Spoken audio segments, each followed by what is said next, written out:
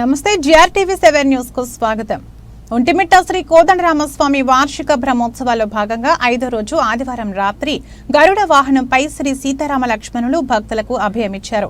రాత్రి 7 నుండి వాహన సేవ వైభవంగా జరిగింది. కేరళ డ్రమ్స్, భక్తజన బృందాలు, చెక్క భజనలు, కోలాటాలతో స్వామివారిని కీర్తిస్తుండగా మంగళ వాయిద్యాల నడుమ స్వామివారి ఊరేగింపు కోలాహలంగా జరిగింది. భక్తులు అడుగడుగున కర్పూర హారతులు సమర్పించి స్వామివారిని దర్శించుకున్నారు. గరుత్మంతుడు శ్రీ మహావిష్ణువుకు నిత్య వాహనం, దాసుడుగా, సఖుడుగా, విసనకర్రగా, చాందినిగా, ఆసనంగా, ఆవాసంగా, వాహనంగా, ధ్వజంగా అనేక విధాల సేవలందిస్తున్న నిత్యసూరులలో అగ్రగణ్యుడైన వైనతేయుడు కోదండరామస్వామిని వహించి కదిలే తీరు సందర్శనీయమైనది. 108 దివ్య దేశాలలోనూ గరుడ సేవ విశిష్టమైనది.